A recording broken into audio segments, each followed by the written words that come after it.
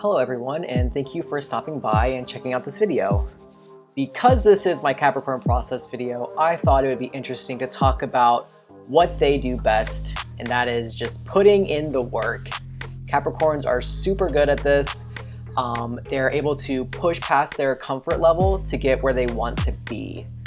So I thought about it would be kind of cool to talk about some of the ways that we can harness that same push through attitude to get to where we want to be with our art or anything else for that matter.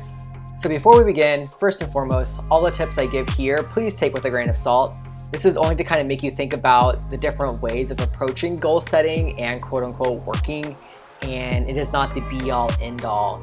I'm not the best at any of this yet, but right now these are the tools and kind of like stuff that I've been using to keep myself on track as best as possible.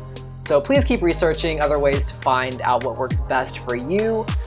And like anything, this could all change depending on where we are in our lives. So just keep that in mind. Secondly, all the tips I'm about to give require habit setting. Goal making and working is a skill in and of itself outside of art. So don't be hard on yourself if this hasn't come to you naturally. It doesn't come naturally to me at all. And I've just been slowly, as we'll discuss later on, I've been slowly working on myself to improve my goal setting habits and my overall working habits. So yeah. So our first stop on harnessing that Capricorn work energy is learning how to set goals for ourselves. If you have a specific destination in mind, goal setting is really important because it gives you direction. Without knowing where you are going to go, you're just going to kind of wander aimlessly and potentially never actually reach that destination. If you've played a game like Elder Scrolls Skyrim, you know, you're on the main quest and then all of a sudden, like, ooh, side quest pops up and then you just veer off and you're wandering in the woods for about 5 hours. The next thing you know, you haven't done any of the main quest. It's kind of like that. We have to goal set in order to specifically go in that direction. If not, we're going to be distracted by side quests, which aren't necessarily a bad thing and can actually work to your advantage, but that's going to be in a whole other video. Right now, we just have to get good at having direction and sticking to it. So going back to that Skyrim analogy, one of the main reasons why we get distracted by side quests a lot in that game especially is because they pop up and it's like, ooh, what can I do to instantly gratify my need to just go chop things up or something, whatever you want to do in that game. So we need to take that and kind of use that for our goal setting, for our main quest line. So it's really effective, at least what I've come to find effective for me, is if I kind of stack goals by long-term, mid-term, and short-term. And it's those short-term goals that really keep me on pace and on track to where I want to be. So right now, my long-term goal looks like I want to have artwork to sell. It was to sell at cons, but now it's just to sell in general, especially on my website. My midterm goal is going to help facilitate that. So I have a midterm goal of finishing a painting a month. The next goal underneath that, which is the short-term goal, is going to help facilitate that midterm goal. And that's going to be to paint or draw for at least 30 minutes a day after work. So if you're just starting your art training, what your goals could potentially look like is your long-term goal could be to see noticeable growth at doing portraiture in 6 months. Your midterm goal could be to do a self-portrait every 2 months. So every 2 months, from start, middle, end, you kind of can see like a, I don't know, beginning exam, midterm exam, and a final exam kind of thing. So to help facilitate that, your short-term goal could be to study facial anatomy for 30 minutes after breakfast. So your short term is going to lead to your midterm, and your midterm is going to lead to your long term to hopefully see more growth than doing portraiture. So one little disclaimer before we move on to the next section is that your goals have to be doable. They have to be obtainable. So for instance, my long-term goal of have artwork to sell, that's a little more widespread and really reliant on my midterm goal, which is to do a painting a month. Now, I know personally I can do that. Now, it would have been ridiculous of me to say, I want to do 2 paintings a month. I have to do 2 paintings a month. I don't have the time for that, unfortunately, with a full-time job. So I'm keeping it in the realm of the possible there. And for my short-term goal as well, I've also made that possible as well. At least 30 minutes a day after work. I have more than 30 minutes after work to work on stuff. 30 minutes is just the bare minimum that I can do, and it's possible. It's not like, okay, I have to work 5 hours after work every single day. No, that can't happen. It wouldn't happen. So don't set yourself up for failure. Make your goals obtainable. All right, so the next section is going to be training yourself how to work even when you don't want to. You can have a whole other set of goal stacks for this because working is a learned skill after all. But I found that my short-term goals actually facilitate this quite nicely. We've all been there before. We had a bad day and our personal project is at that difficult phase and the feeling of failure looms in our chest. I'm actually there right now as I'm recording this, but I'm pushing through. It's uncomfortable, but figuring out ways to trick yourself into moving past this is key. Otherwise, it'll be easier just to play through Skyrim for the 4th time. Make it fun. Listen to your favorite song while doing the work and make it into bite-sized chunks. For me, that 30 minutes of working on something sounds a lot more appetizing for my brain than if I thought, man, I gotta sit here and struggle for 3 hours on this piece.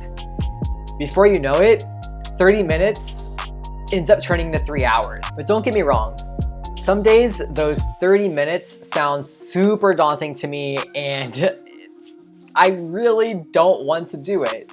But if I can find even the littlest amount of art energy, I make myself attempt to paint. On days like this, set yourself up for that short-term goal success. Place yourself wherever you work. Get your paints out. Have your pencils sharpened the night before. Have that Apple Pencil fully charged and Procreate already open. That way you already have the ball rolling. If you still get sucked into Twitter or something else, you are aware that you are surrounded by what you actually want and should be doing. Also, be aware that because you are training this skill, sometimes the outcome for that night isn't to make quality artwork, but rather to build that working habit. For example, I work digitally most days, so on those days when I don't want to work, I make myself sit at my desk with my iPad in front of me with all the apps I use turned on. I usually have a hard time starting. I'll go on Facebook or Instagram for a little bit before seeing my iPad stare at me. Everything is ready to go, so at that point I force myself to set my phone down and pick up my Apple Pencil.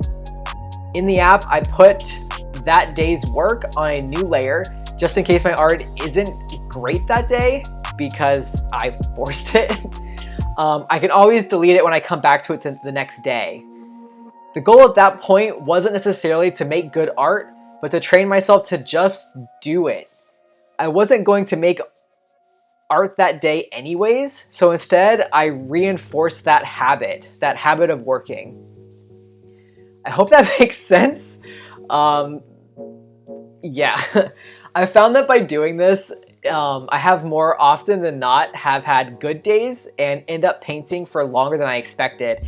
And I've been able to go from averaging 2 to 3 days of short work times to about 5 days of at least an hour to 3 hours of working, which is a super improvement for me.